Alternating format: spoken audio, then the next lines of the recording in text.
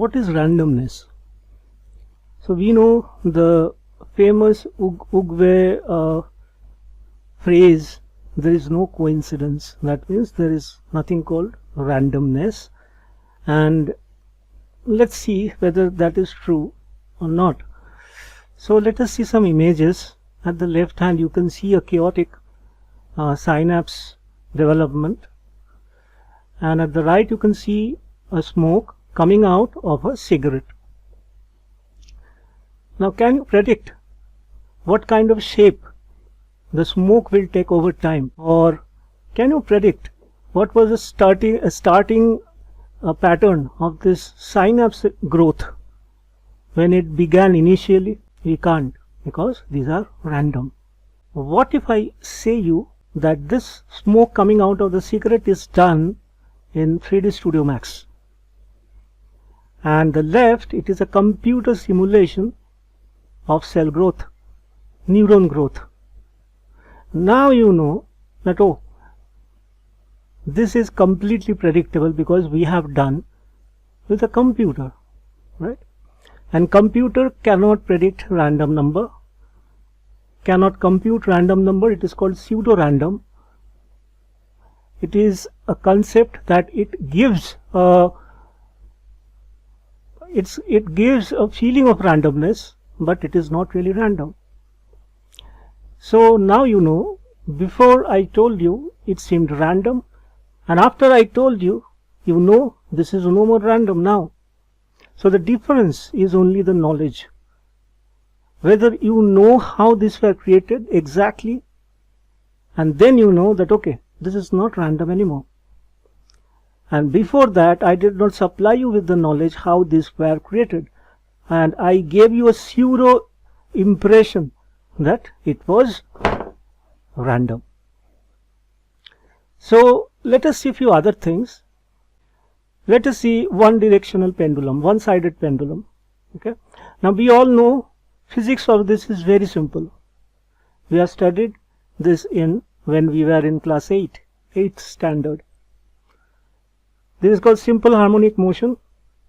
But what happens, instead of one side, we add another side to it and we try to trace the path. Then you will suddenly see the simple harmonic motion is not simple anymore, and it has started doing a very weird thing. Let's see.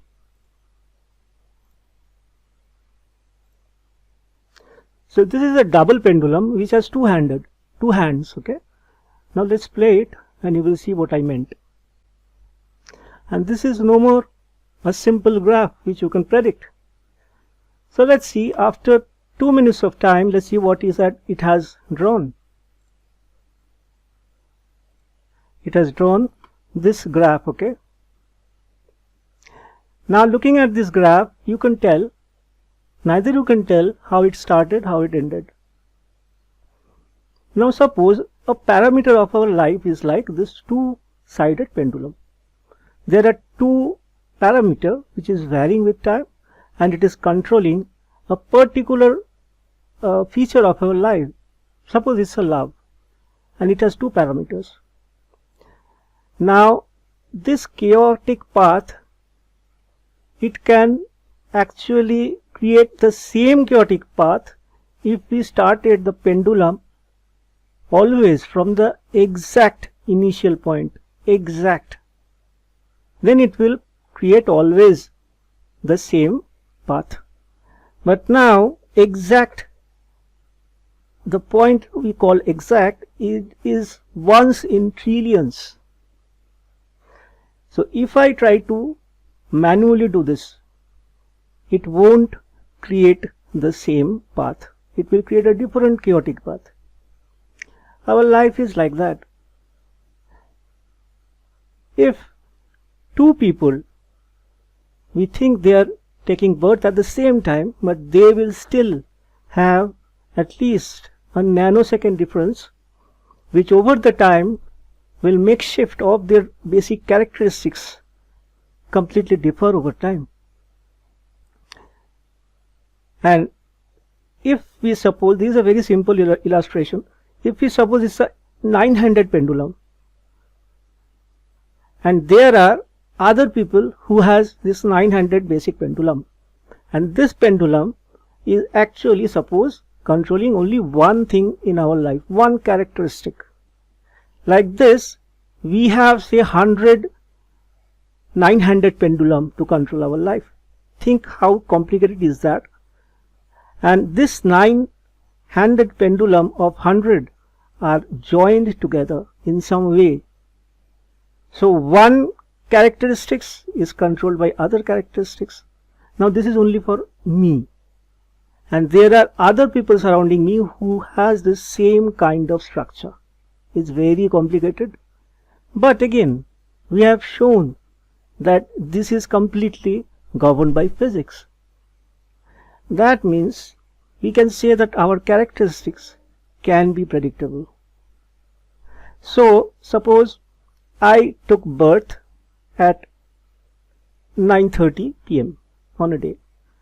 Another person took birth at 10:30 p.m. on the same date. So there is a 1 hour of distance.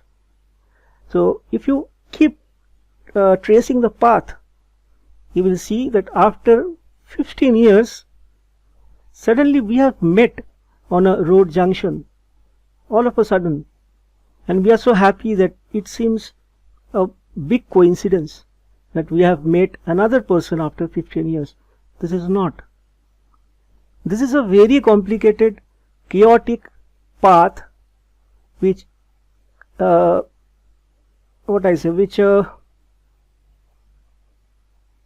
intersected at a particular space and time. Now if we human beings try to trace the path backward, it is almost impossible. Our human brain is not that much computationally heavy and extensive, so it can really by calculation think that this chaotic path has a beginning point. So what our brain will do when our brain cannot think of anything, cannot make meaning out of anything, it puts it as a random. It is the pattern recognition part of our brain. Whenever it does not understand anything, either it leaves it or it says it's random. So maybe there is nothing called random. It is our brain's insufficiency to get a pattern out of it. So when we see a flicker in the TV, we know it looks like a random, or the white noise shown in the TV, it looks like a random, but we know it's an electrical communication that is dependent upon the voltage, the amplitude of the voltage or intensity or electricity. So everything is absolutely controlled. And since we are still at the basic in our scientific progress, instead of saying things random, we have to take it as chaos, which seems random but has scientific formulation to create it. When we do that, only then we can progress as a human being. Random, saying it random is not truly scientific. Okay.